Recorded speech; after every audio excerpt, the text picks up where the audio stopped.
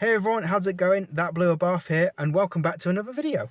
So, it's finally time for me to answer your guys' questions. It's been about a couple weeks now since the initial release of the Q&A video, which is where I kind of just asked for you guys to leave any questions, queries in the comments below, so I'd get back to them in a couple weeks, which is where we're at now. So, we've actually got quite an extensive and quite good array of questions to go through today, and I've got them on a little piece of paper here, which I would show you, but it's just kind of on my lap at the moment in a good place where I can see all the questions and remember all the answers as well. And I would grab the phone to show you, but I don't really want to touch it because it might fall off the phone holder, which wouldn't be good. So yeah, without wasting any more time, let's get straight into it, shall we? Now, the first couple of questions are from the man himself, Motoring with Mouseball. And I just want to give a quick shout out to you because you are absolutely awesome, man. So if you guys don't know, Motoring with Mouseball has been quite a great supporter on this channel for quite a while now, ever since the channel started. And I've given his channel quite a overview as well, and I've looked at all his videos, and he is just an awesome guy. The videos he does are really sick, and seeing my face and hearing my name on someone else's video is so sick, especially someone from the US. It's just really cool to know that I have fans from different places, and or viewers I should say, from different areas. So that's really sick. And so yeah, I just want to say a big shout out to you, man. Motoring with Mouseball, if you are watching this, keep doing what you're doing. Your car collection's amazing, especially the Bath, was obviously, that is my main interest, and it's just so sick to see that little collection of yours. So yeah, I'll try and leave your channel in the description below, and guys, if you are watching this, please go give him some support because he definitely deserves it. Does really cool bonnets and different customized parts for his cars as well that are just really sick to watch and look at. So yeah, shout out all done. Let's get into your questions. Now, the first one we've got here is, why is it so hard for American Abarth owners to get the Series 4 bumper? Starting off good. So I believe that the US have different laws when it comes to cars, especially in the safety department. Now, I do believe American cars have crash bumpers, which means they have different materials inside the bumpers to make sure they're more safe, I suppose, in a crash. Whilst in the UK, we just have standard, bits and bobs or different safety measures to prevent damage and, injuries in a car crash. But in the US, they have different bumpers with all different things in them. So putting regular bumpers or UK bumpers, especially the Series 4 from bumper on a American/US Abarth, is a lot different and a lot more difficult due to the fact that probably a lot of people won't supply them, and it's just kind of hard to get a hold of. So in terms of that, mainly just to sum it up, it's different laws, different bumper altogether. I'm not sure how many Series 4 Abarths are in the US, so the popularity of them may also contribute to why it's so hard to get one. And so yeah, it's just a lot different and a lot harder, I imagine, to get one due to all the laws and all the stuff that I have in place. So yeah, I hope that answers your question. It was really difficult to find any information on that, actually. I searched for ages trying to get some answers for you. So I hope it wasn't too vague, but I hope it was just enough to answer that query for you, because even I was quite stumped really on how it's so difficult to get parts in the US for Abarths. I really wish that the Abarth community in the US was quite a bit bigger, because I don't know, I haven't seen many US Abarth content creators. So it is really nice to come across one now and again. So yeah, I hope that answers your question. Number 2, are you planning to go to any Abarth meetups in the UK? Again, really good question. And yes, I shall be going to one if it pops up. But it's quite difficult really, because I live in a weird area where there's not much going on in terms of the car scene. We have Cadwell Park, which is sick. That's only just down the road, about half an hour drive, and you get to see all the awesome cars and record some sick content. But in terms of regular/modified cars that just live locally in the area, there's not much that goes on. We've got our little car meetups and car events and stuff like that, but it's kind of just Fiestas and Puntos, all that stuff. You can get some really cool cars though on the car parks and all that stuff, but in terms of Abarth meetups, Nada, nothing. I've tried to scope out some events locally, but they're all like Sheffield or just really far away. I would travel for one because, you know, seeing an Abarth on the road on its own is sick, but imagine seeing tons in one area. Whoa, that'd be like motoring heaven for me, guys.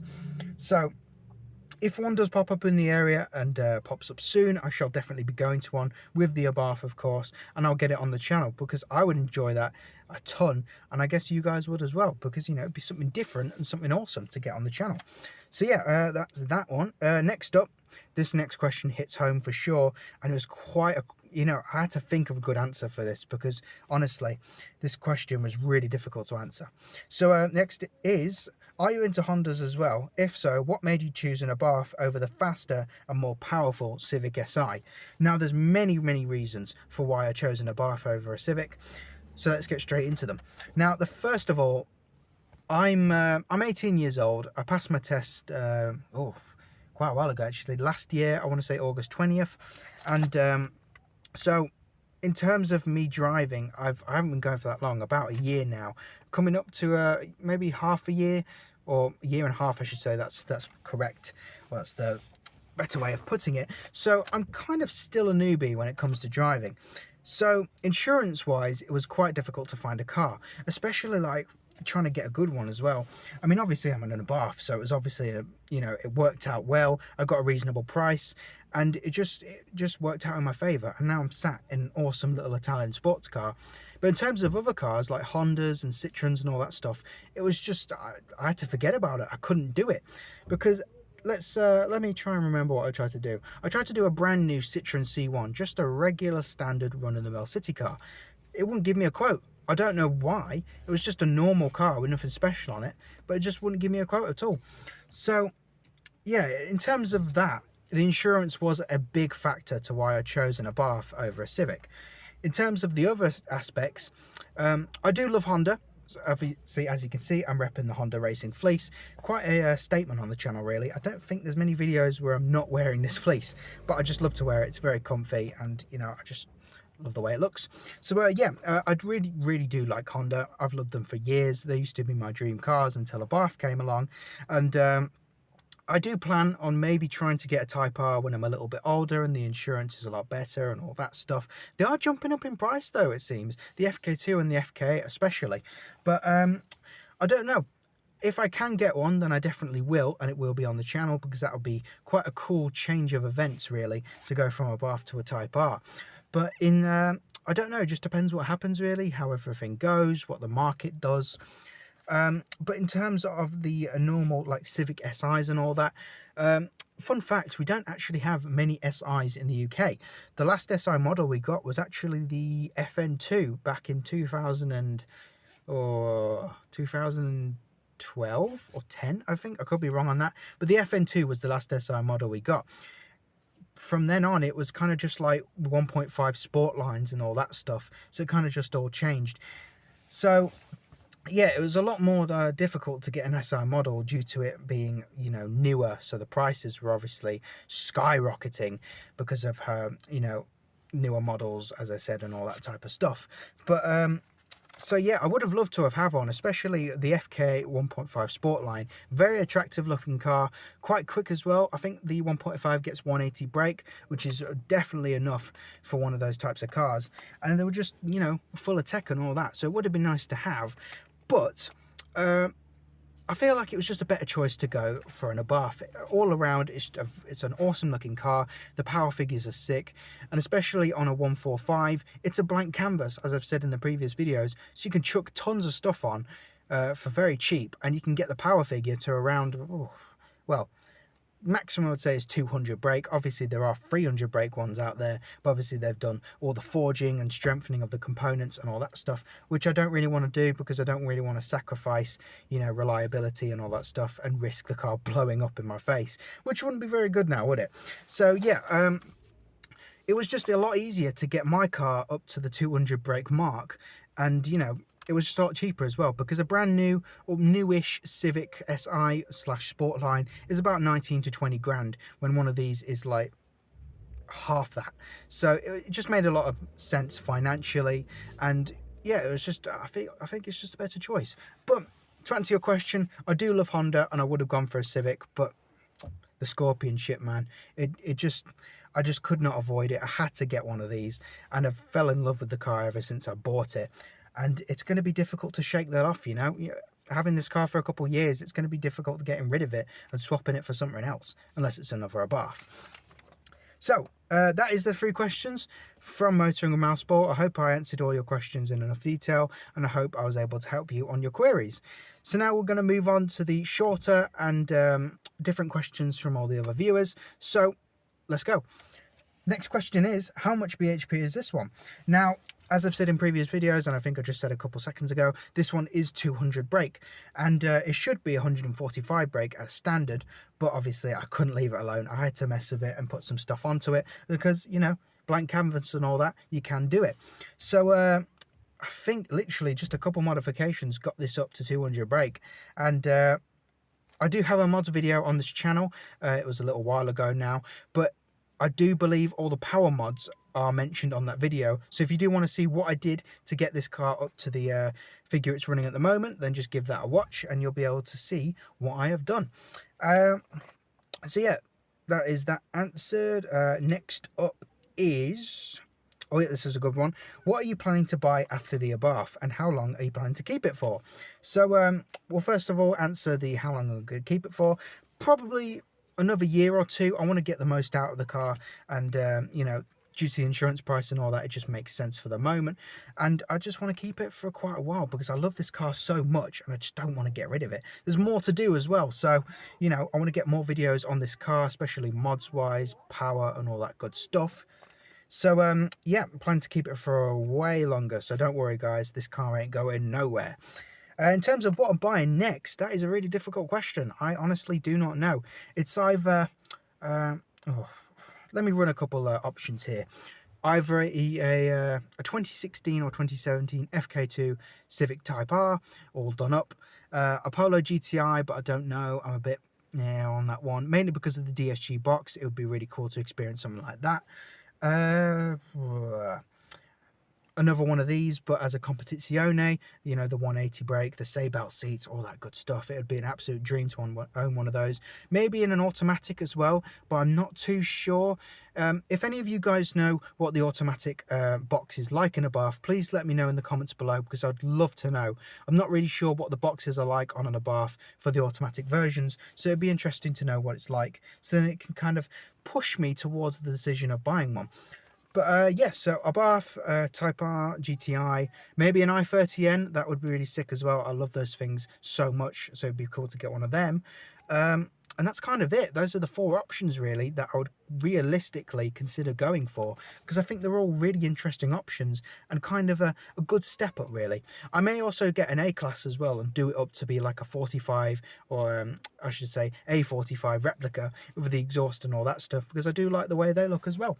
So yeah, that is the cars I would go for, and that's how long I'm planning to keep it as well. Next question is, oh, this one's funny. So this viewer has said, I've seen in your videos that you wear a Tudor P01, which is, if you guys don't know what that is, it is my watch right here. Love this watch to death. Absolutely sick watch. I'm planning to keep it for a long, long time. So yeah, as planning to Tudor P01, quite a nice watch. I love those things myself. Would plan to get one if I could, but the main question here is, do I have anything else in my collection? Now, I don't actually have a collection. It would be nice to.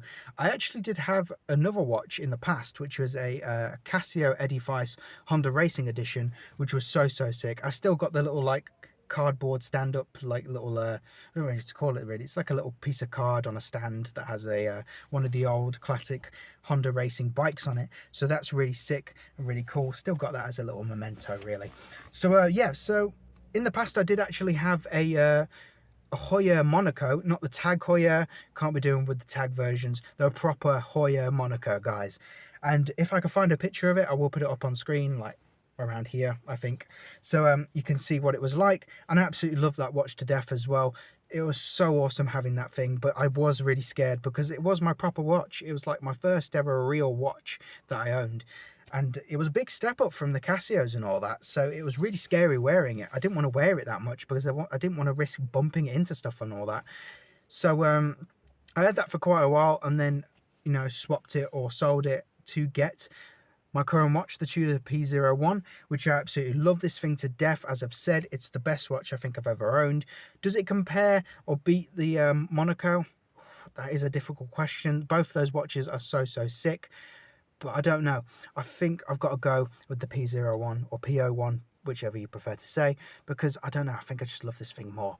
It's got the looks of it and the way it works. It's just, and the history as well, guys. It's just so sick. Watch. I'd absolutely recommend buying one of these if you're ever in the market for a Tudor or just a really cool watch, really. So yeah, to answer that question, I used to have a little collection, but don't anymore. I'm just a one watch collection now. So, and I'm real happy with it, so I don't mind. Next question is, are you planning to do any more mods in the future? Yes, I am. So as I said previously, sorry guys, it is really warm in here. The sun's out at the moment. I'm just dying in here. The heat is crazy. But so yeah, I am planning to do more mods in the future. Probably the ones I'm planning to do real soon is actually a spoiler extension or a wing extension, whichever you prefer to say. I've seen a couple, one for £90 on eBay, which is like a just an extension outwards with a couple of little spikes on it, which look really sick, and I'm planning to get that maybe in the future. I'm planning to sell a couple things first and then get that, stick it on and record a video for you guys on it. So that would be really sick. I think that would be really cool to you know, watch the process and see what it looks like at the end, because I think it will complement the rear of the car really well, really increase that aggressiveness, if you know what I mean. So yeah, aesthetics wise, I think that's really it. Really, I could do wheels. You know, I'm planning to maybe get bowlers or what's it called, Japan racing. There we go, Japan racing wheels or Vossens. You know, it just depends what I fancy really, or if I just keep these ones because I love the stock wheels on this car. So I don't know, it's difficult really, not sure what I'm going to do in terms of wheels and the rest of the aesthetics, but the spoiler extension, definitely. The text on the front, plan to keep that as just the Italian lettering, or I might go back to the white lettering, but I'm pretty sure I'll just keep it as Italian. I might do white wing mirror caps. If you guys do want to see that, then please leave it in the comments. I would be interested to see if you would want to see white mirror caps, because I think it would be an interesting addition. But you know, for now, keeping them podium blue because they do look really sick. I really enjoy them as is. Seatbelt seats, yeah, I would love a pair of those, but they're £3 guys. £3 for a pair of seats. That is a whole car for some people. So yeah, I think I'm just going to keep the seats as is. I really like them. I am planning actually to do a rear seat delete. I'm planning to mainly do it for my track day at Cadwell, which is coming up soon. Video on that when it happens. But yeah, planning to remove the back seats, you know, just get rid of some weight, make the rear seat delete look proper. And yeah, so might do a video on that as well. See, you know, if you guys would be interested in it, then but yeah, so if that video comes out, then you'll definitely see it. But yeah, that's pretty much all the mods I'm planning to do. Not much else to do really, you know, power wise there's nothing else to do, because as I said previously, I'd have to strengthen stuff, maybe forge some pieces or buy some more things to make sure that it'd be able to handle the power without blowing up in my face. So yeah, that is pretty much what I'm planning to do mods wise. What else have we got here? Go back onto the piece here. Just taking a look through. I think that is everything. I'm just going through the stuff here. Oh, there is one more question actually. So, oh, actually, fun fact, guys. This next question actually comes from a viewer I met at the Cadwell track day that we did recently. So, we actually finished that video, and when we did finish it, I was walking up the little hill, and someone came up to me and said, "Oh, I know you. Aren't you that blue above?" I was like, yeah, that's me. It's nice to meet you. And he said, yeah, I love watching the videos, man. You're both really cool, and you know, keep them coming. What are you gonna do next? All that stuff. And I was actually like, well, I'm planning to do a Q&A video, and you know, I'm planning to do clean series and all that. And it's like, oh, that's so cool. I've got a couple of questions. Can I ask you them now? I was like, well, if you want to ask me them, I'll you know, I can save them for the Q&A video and answer them then. And he was like, oh yeah, that would be so sick. So if you're watching this right now, man, then props to you, shout out real quick. You know, it was really awesome to speak to you. We had a really good conversation, got to show him the Abarth as well, and it was just an all-round good time. So the question here is, once you finish your track day, are you planning to do anything else after that, e.g. go to Snetterton or Brands Hatch, and are you planning to do a serious racing career? So this will be the final question of the day, guys, and we're going to get into this with a little bit of depth. So, in terms of a racing career, I would really love to go down that route. I think racing a car around a track that you've built yourself is so sick. I would like to do it in the Abarth, but obviously when you go out on tracks, it does invalidate your insurance, and I can't do anything if I stuff it, which I'm not planning to do, that's for sure.